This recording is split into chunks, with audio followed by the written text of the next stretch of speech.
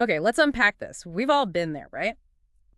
Knowing what we should do for our health, maybe even, really wanting to do it, but then life happens. Yeah, It's that frustrating gap between intending to do something and actually doing it. absolutely. That gap is huge for so many people. And for many, there are also significant health hurdles like chronic conditions that make change feel, well, almost impossible That's sometimes. a critical point. So this deep dive is going to give us a powerful lens, hopefully, to view that challenge. Think of it like a missing manual for making changes stick. Sounds good. We're diving deep into something called the Health Action Process Approach, or 8PA. We're basing this on a foundational research article. Right, key framework. And it's this self-regulation framework that helps us understand the actual how. How do people change health behaviors, Yeah, especially folks dealing with chronic illness or disability? exactly. It moves beyond just the what to the how. Our mission here is simple. Give you a clear, actionable understanding of this model. We want to explore why some efforts stick and others just fizzle out. So you can maybe apply these insights yourself or understand others better? Precisely. So, the research really highlights something core here, doesn't it? It really does. Here's the core truth. Simply knowing what you should do for your health. That's barely half the battle. Right. It feels like it should be enough, but it rarely is. The real struggle, especially when you're managing a chronic illness, lies in navigating these deeply personal, often kind of invisible barriers. And that's where something like HAPA comes in. Exactly. It provides a sophisticated framework. It shows us how to bridge that critical gap between knowing and doing. Because for people with chronic illness or disability, changing behavior isn't just about, general wellness. No, it's much more fundamental. It's a critical strategy to prevent further health complications, further morbidity, even reduce mortality risk. And rehabilitation settings seem like a key place for this. Oh, absolutely. That's a crucial window of opportunity to help people learn and, importantly, maintain new health habits. And the impact. I mean, the potential impact is massive. Undeniable. You mentioned the example of patients with coronary artery disease, CAD. Yeah. They get these really specific recommendations, Rep. Very specific things like no smoking, moderate physical activity, healthy weight, reducing saturated fats, eating fish, fruit, veg, getting enough fiber, lowering salt. It's a detailed list. Life-saving steps. Yeah. Literally. Yet adherence is still a huge problem. It is. And the research backs this up with, well, hard numbers. Studies found that making positive changes in all those recommended behaviors significantly cut mortality risk. Wow. All of them together. Yeah, and just pick one. Physical activity alone was found to reduce mortality risk by 25% in those CAD patients. 25%. That's huge. It is, and comparable to the effects seen in the general population. But despite that clear benefit, programs often fail when it comes to getting people to stick with it long term. That's the baffling part. Why does adherence fall short when the stakes are so incredibly high? It can't just be willpower, can it? Definitely not just willpower. The source we looked at highlights some really significant barriers, especially for those with chronic conditions. Like what? Things like having other conditions alongside, like depression or anxiety. Yeah. Increased pain, maybe, when they try to exercise. Makes sense. Then there are factors related to the healthcare system itself, providers, organizations. Plus, these patients often start with lower levels of physical activity anyway. Okay. Add in feelings of helplessness, maybe poor social support, and just perceiving more barriers in general. It's a complex web. It really is complex. Yeah. So if we want to design interventions that actually work, that are generalizable, we can't just guess. We need theory. We absolutely need solid theories of health behavior change. Otherwise, like you said, we're just throwing things at the wall hoping something sticks. That's not efficient. It's not scalable. So how do these theories generally try to explain change? I understand there are sort of two main camps. Broadly speaking, yes. First, you have what are called continuum models. Think of theories like the theory of planned behavior or social cognitive theory. Okay. These models basically see people positioned somewhere along a range, from, say, not thinking about change to actively doing it. Interventions try to move them along by boosting all the relevant factors. Kind of a one-size-fits-all approach, maybe. Often, yes. Their strength is generality, but that can also be a weakness. They don't always capture the specific hurdles different people face at different points.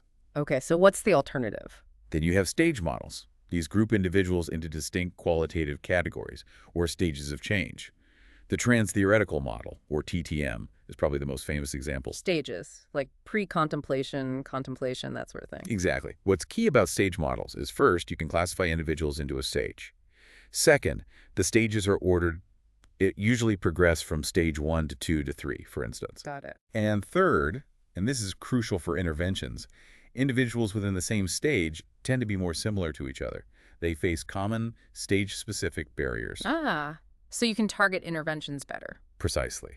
The whole point is to identify these more homogeneous groups so you can tailor interventions to their specific needs at that specific stage.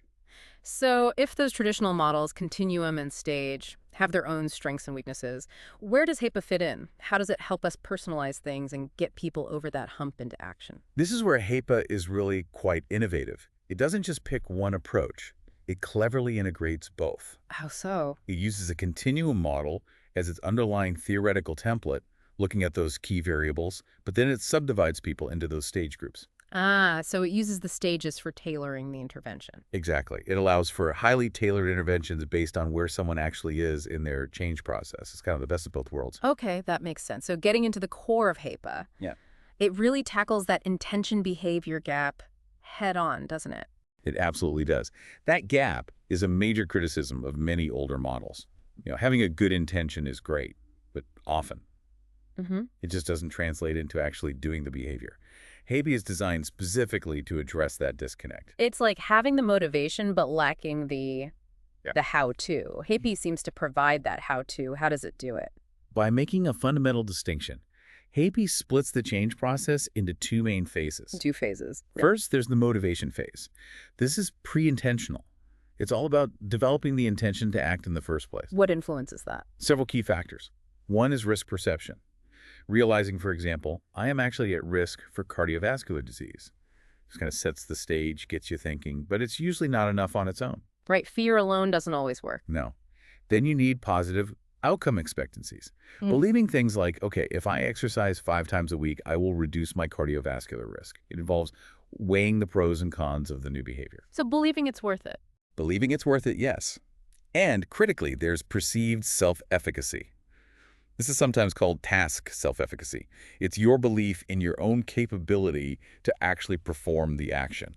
Like, I really think I can stick to my exercise schedule even if I'm tempted to just watch TV. Exactly that. Yeah. And both those beliefs, outcome expectancies and self-efficacy, are really crucial for forming strong intentions, especially when the behavior is difficult or new. Okay, so that's the I want to do it and I believe I can stage, the motivation phase. But what happens next? How do you get from wanting to doing? That's CPA's second major phase, the volition phase. This is post-intentional. This is where that good intention gets translated into actual health behavior and, crucially, gets maintained over time. So it's not just flipping a switch? Not at all. It's not a single act of will. It involves a whole set of self-regulatory skills. Like what kind of skills? Well, planning is huge here. Translating that general intention into specific, detailed instructions. When will I do it? Where? How exactly? Getting concrete? Very concrete. Then there's action control. This means constantly checking in, monitoring your behavior, comparing it against your plan or standard, and making adjustments. It requires effort. And what about external factors? Like other people? Absolutely critical. Social support plays a big role. That can be instrumental support, like someone driving you to the gym, emotional support, or informational support. And the lack of it could be a barrier. A significant barrier. The research cited, for instance, shows that exercising with a partner really helped adherence for older adults with multiple health conditions. That makes intuitive sense. Anything else in this volition phase? Yes, one more really important one. Recovery self-efficacy. Recovery self-efficacy. It's your belief in your ability to get back on track after a setback or a lapse. Because let's face it, lapses happen. Oh, definitely. That sounds incredibly important for real life, for sustainability. It is. So if you connect this all back, HV isn't just saying motivation matters. It's breaking down how motivation leads to intention. And then, crucially, it recognizes that a completely different set of skills and beliefs, these volitional factors, are needed after you've decided to change. To actually make it happen and stick. Exactly. It's a real shift in mindset required between those two phases. So it's not just if motivation matters, but how it shifts and what skills you need when. This sounds much more dynamic than just a simple flowchart. It is. HAPA is designed as an open architecture, built on core principles rather than rigid assumptions. It integrates insights from earlier models. And it has 5 main principles that really define it. Okay, let's walk through those. What's the first one? Principle 1 circles back to that fundamental division we just discussed, motivation versus volition. Recognizing that behavior change involves these two distinct phases, requiring that switch of mindsets. Got it. Motivation phase leads to intention, volition phase leads to action and maintenance. What's principle 2? Principle 2 refines this further. It explains that the volitional phase itself is subdivided, leading to 3 key stages or categories for intervention. Ah, okay. So what are the 3 stages? You have pre-intenders.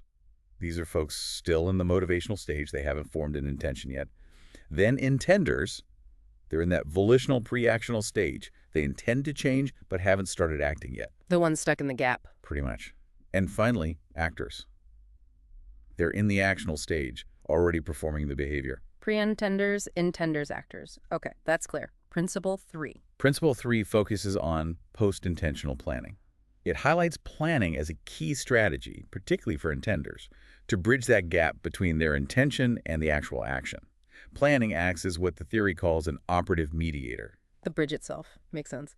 Now, you mentioned planning before. Does HAPA get more specific about what kind of planning? Yes, that's Principle 4. It distinguishes between 2 kinds of mental simulation or planning. First, there's action planning. This is the nuts and bolts, the when, where, and how of the action. Like we said, I'll walk in the park on Tuesdays and Thursdays for 40 minutes. It's the basic blueprint. Right, the specifics. What's the other kind? The other is coping planning. This is about anticipating barriers and proactively designing alternative actions or strategies to overcome them. Ah, the what-if planning. Exactly. What will I do if it rains? What if I have a really stressful day and don't feel like it? How do I handle setbacks?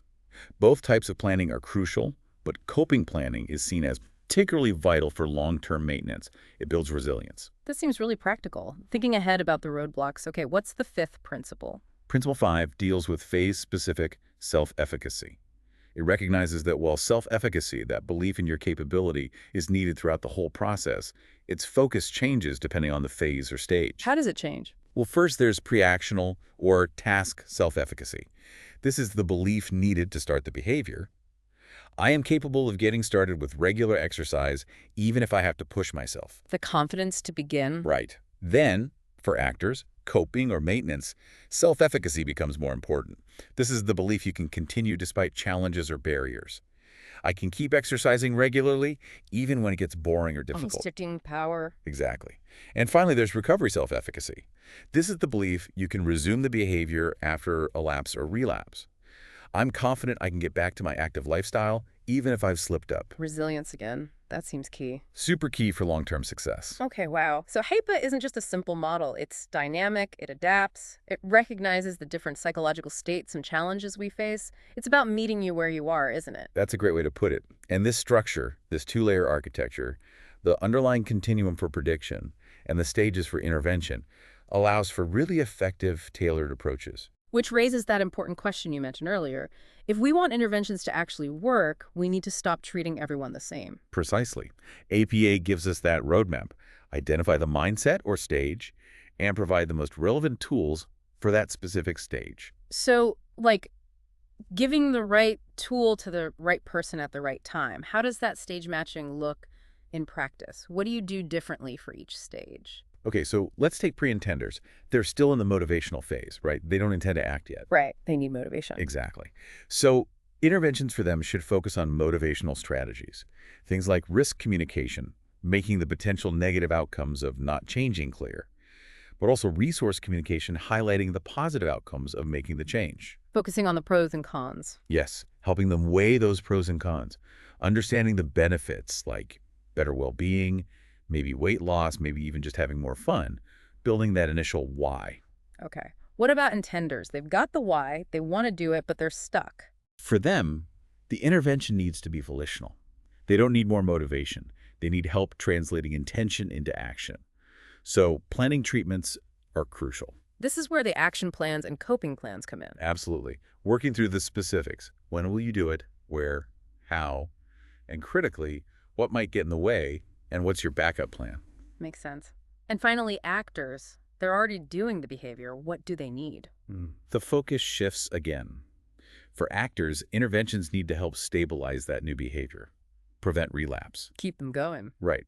So relapse prevention strategies are key, preparing them for high-risk situations, helping them develop and strengthen that coping and recovery self-efficacy we talked about, giving them tools to handle lapses without giving up completely. The source mentioned an intervention matrix. Does that lay this out? Yeah, it's basically a table showing which psychological constructs you'd target for each stage.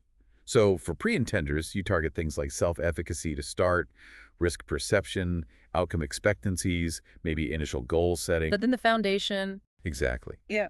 But for intenders and actors, the focus shifts to things like action planning, coping planning, building social support, working on maintenance and recovery self-efficacy, and action control strategies. It really tailors the toolkit to the specific mindset or stage. That's the goal, anticipating the roadblocks unique to each stage and providing the right mental and practical tools. That makes so much sense. Thinking about trying to stick with something new, you definitely hit different walls at different times.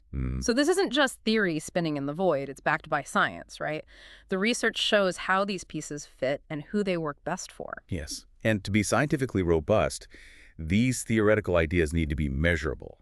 The research delves into how they actually assess these constructs. How do they measure something like behavior itself? Behavior can be measured objectively, think pedometers, pill counters, maybe even direct observation in some studies, or subjectively using questionnaires or diaries, like the Godin Leisure Time Exercise Questionnaire is a common one. Okay, and intent. That's usually assessed with specific questions about planned frequency and duration.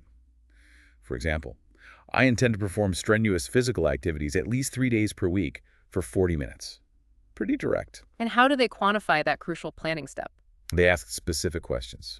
For action planning, have you made a detailed plan regarding when you will engage in physical activity? Same for where and how. For coping planning, have you made a detailed plan regarding what to do if something interferes with your plans? Got it. And self-efficacy, you mentioned different types. Right. They measure motivational, maintenance, and recovery, self-efficacy, using specific statements participants rate their confidence on, like, I am certain that I can be physically active on a regular basis, even if it is difficult. Or for recovery, I am confident I can resume, even if I have relapsed. Okay. Risk perception, out-time expectancies, social support measured similarly with targeted questions. Exactly. Asking about perceived likelihood of disease for risk perception, reading the pros and cons for outcome expectancies, and asking about encouragement from family friends for social support. And finally, how do they figure out which stage someone is in pre-intender, intender, or actor?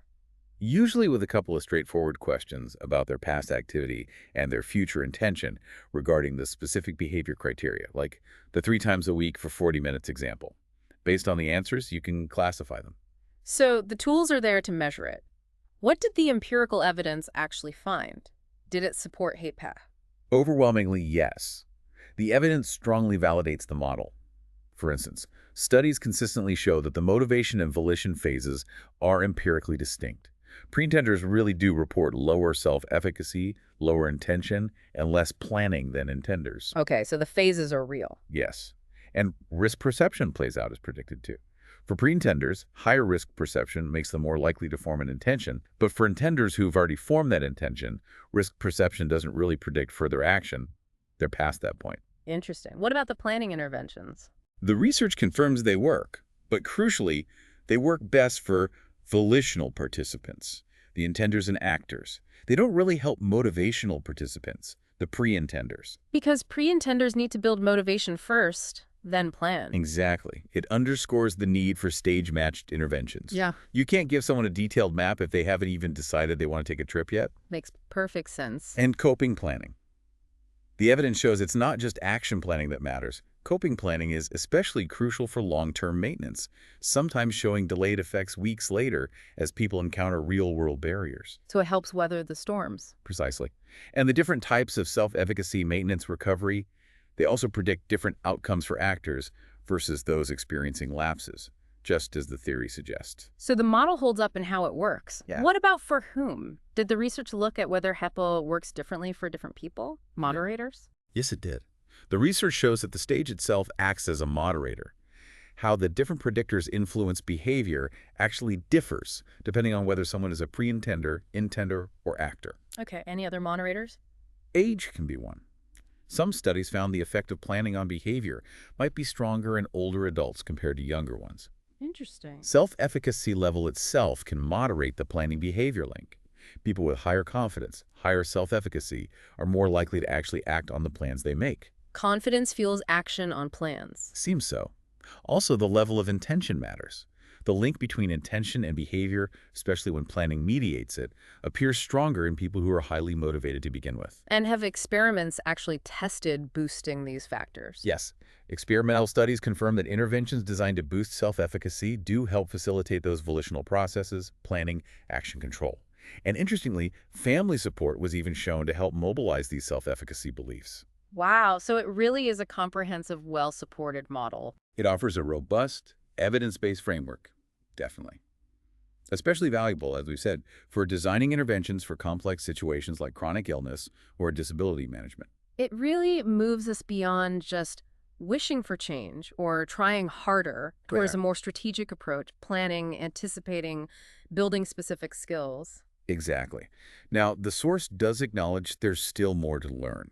More research is needed to understand subtle differences across various specific chronic conditions or how to model change across multiple health behaviors simultaneously. Sure, science always moves forward, but overall, understanding HAPA gives you listening a really powerful tool.